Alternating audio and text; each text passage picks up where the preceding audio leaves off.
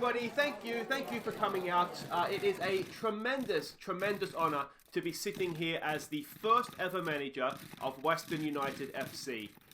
It's long been a dream of mine ever since I was a young child growing up in Sydney to manage a football team here in, where are we exactly?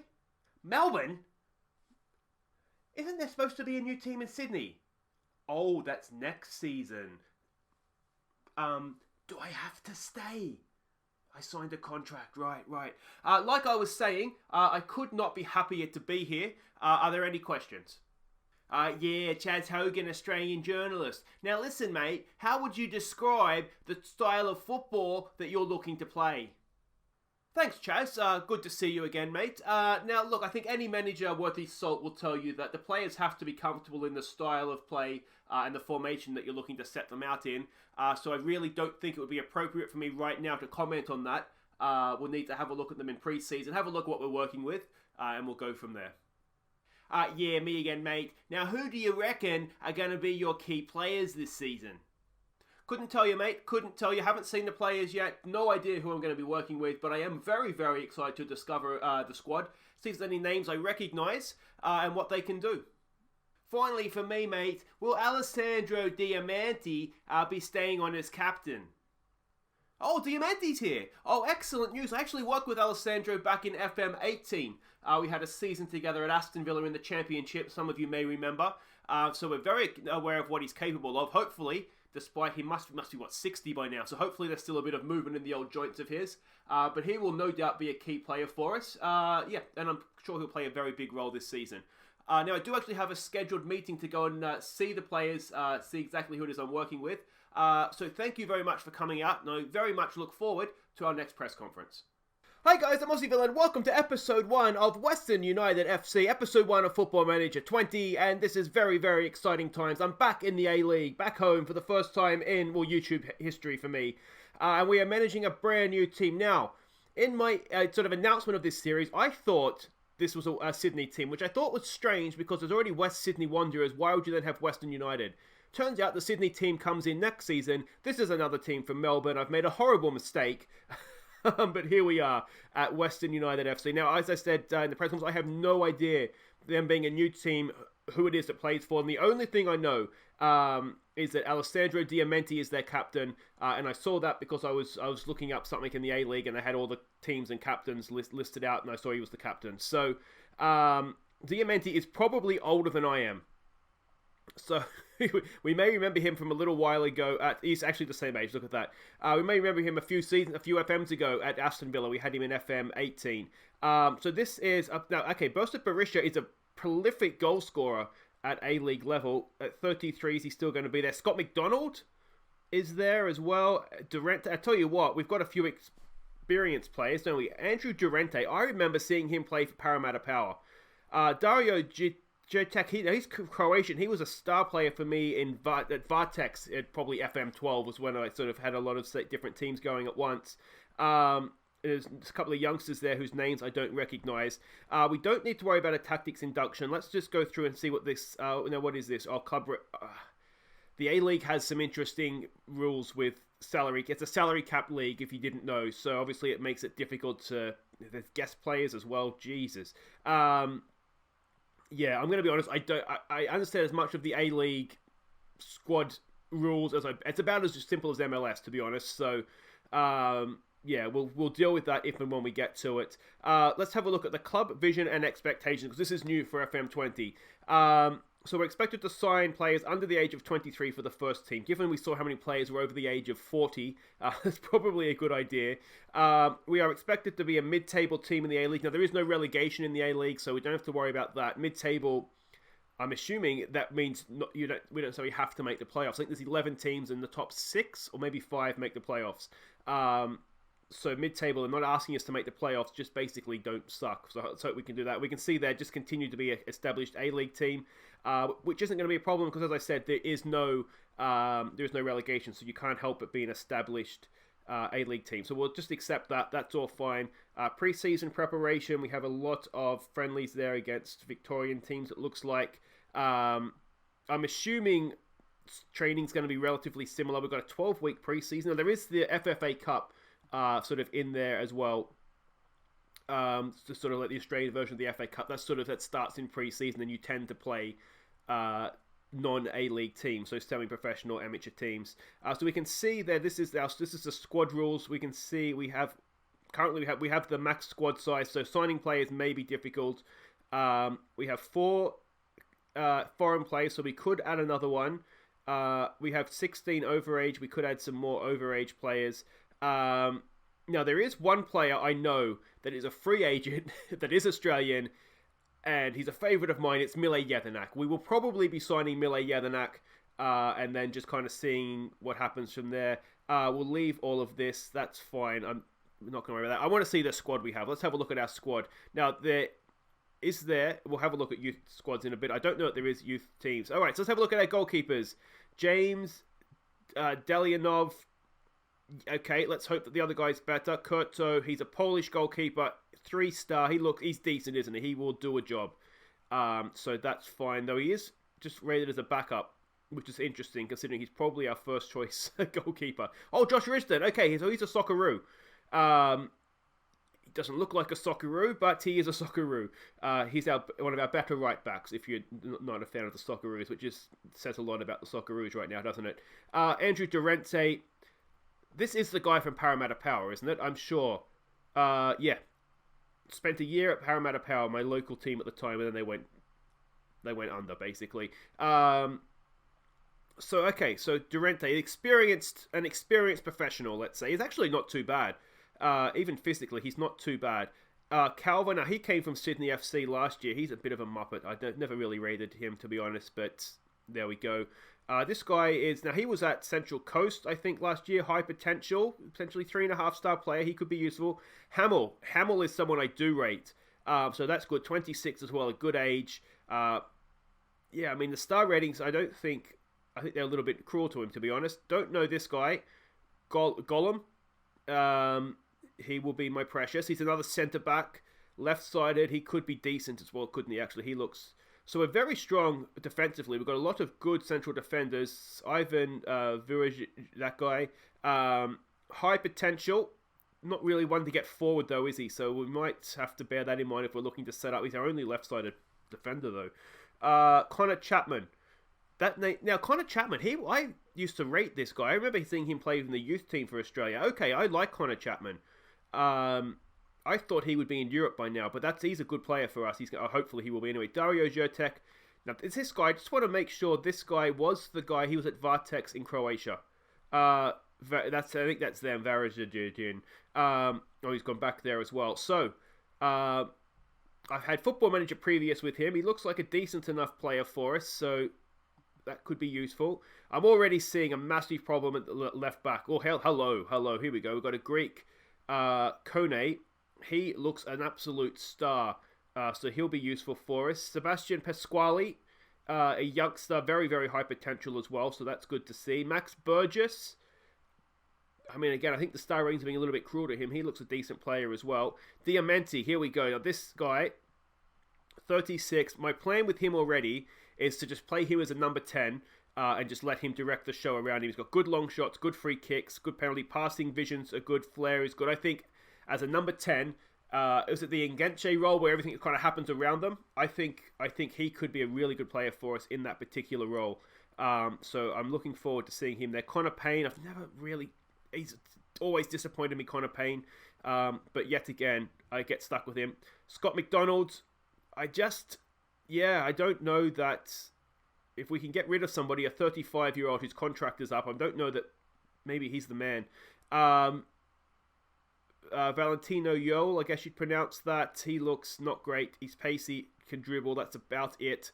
And then we've got Burst at Berisha. Yeah, see, to me, if we're going to have... I think... Okay, let me know what you think in the comments. Looking at this already, we need a left back. We desperately, desperately need a left back. This guy is a high potential player. He can't get forwards. And if he goes down, we have literally nobody else. Look at that can play the role. So I think we need a left back. We need to get Jedinak in, hopefully. Now, do we have... let's go to the development center is the youth teams. We'll skip that, please, game. finish. Do we have a youth team? We do. Okay. So Dylan, he looks decent, doesn't he? I don't know. He will probably end up in the first team. A striker, again, decent enough. A lot of Greek names, which is to be expected. I think Melbourne, and correct me if I'm wrong on this, but I think Melbourne is like the second highest, is the city with the second highest Greek population, only second to Athens. There's a lot, it's a very, very high Greek influence in Melbourne. I've been a couple of times and it's amazing because of that. So many good food places. But yeah, a lot of Greeks call Melbourne home these days. I think he's got to come into the first team. We do have Josh Risdon, so maybe let's not make rash decisions. We do have Josh Risdon there, of course, and we do have, I think, other strikers.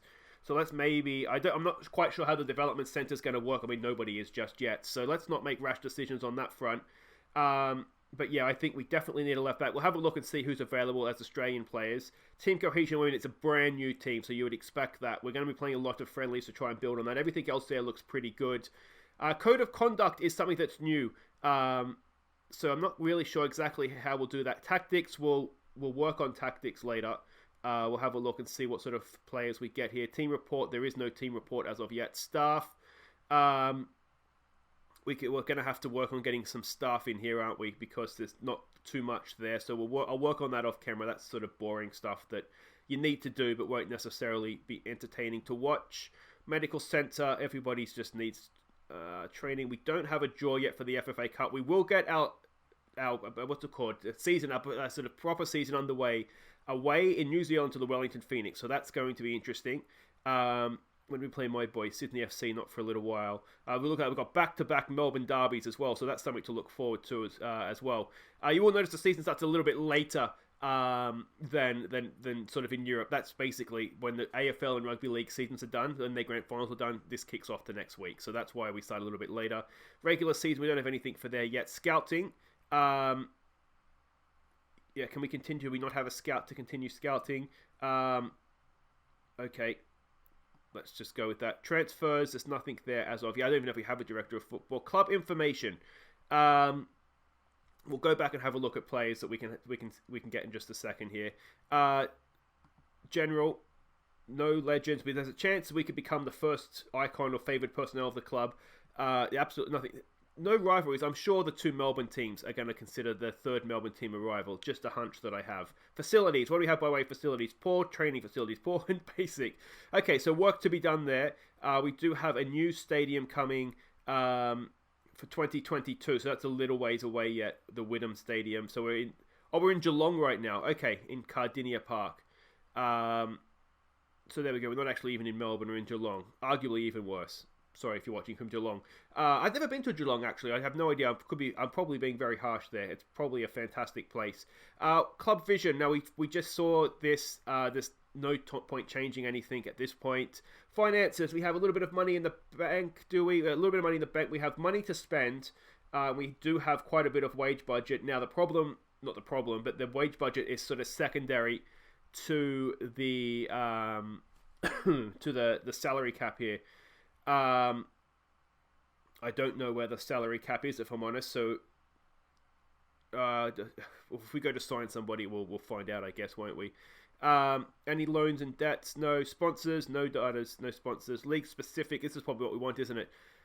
So salary cap is 34.5. We have a lot of room under the salary cap. So we do have some room to do some damage.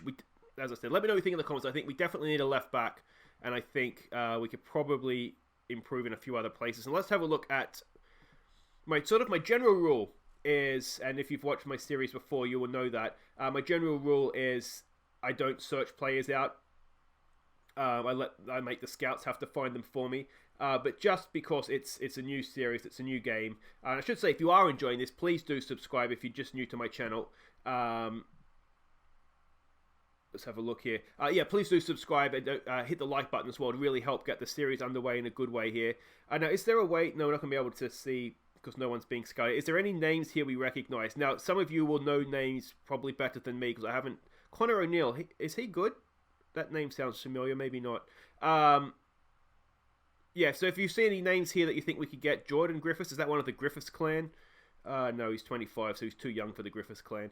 Yeah, let me know if there's any names here you see that we should look to sign. Yeah, I'm probably not going to recognise some names just because I've been away for so long. Just do a quick scroll here. There's quite a few players to scroll through. As I said, I know Yethenak's going to be available. We will be trying to get him. And just as a captain, just as everything, I think he could really work well for us. We do have a lot of midfielders. I'm probably signing someone for the sake of signing. You know what we could... No, because we don't need centre-backs, do we? What we need is left-backs. We did have a foreign player slot available to us as well, didn't we? So that's something else we can look to do. It's left-back, isn't it? Left-back is definitely where... Let's have a look at Matt Little, just for the sake of it. No. I'm wondering if we're going to have to convert somebody maybe into a left-back. Hopefully I'm not scrolling through this too quickly and you can kind of see the names. If you do know of any left backs that are available on a free to start with, that would be helpful. Something else we can look to do maybe is see who's available for loan. Loan players in the A-League, if you get good ones, can really, really make the difference, I've found. Because you can get sort of players that are better than the A-League. No, he's 30. 30 I've never heard of him, which means no good. Yes, so if you get... Here we go. I've heard of this guy. A right winger. Let's maybe get him in on trial, see how he goes. I don't know that attacking-wise was something that we necessarily were lacking with. Let's be cheeky, see if we can get him in for a month. Oh yeah, I've heard of this guy, so he must be okay. Matthew Sporanovic, how is he a free transfer?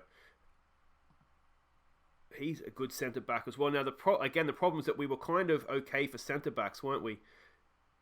So let's add him to the short list. He would be a good signing, though. He's a ball player as well. I really, really rate Sporanovic. He was actually looked at by Liverpool back in the day. Cal Valeri at 39. I'm going to say no. I can't believe I thought he retired. Oh, it's Matthew Valeri, not Cal Valeri. Fair enough. Okay, Mile Jedinak. Here he is. This is our boy. He's wanted. We might have some problems fighting off the Saudis for him. I don't want to do tutorials. Come on, game. All right. My client is incredibly interested in joining the club in general, but feels the club lacked the financial muscle to meet his contract demands. Mile, come on, mate. I thought we were friends. Let's add him to shortlist just in case he changes his mind. I think in real life he's still without a club as well. Which doesn't seem right to me. Surely he should have gone somewhere. Eddie Bosnar, he's still playing as well. 39 for him. This guy, I recognise that name as well.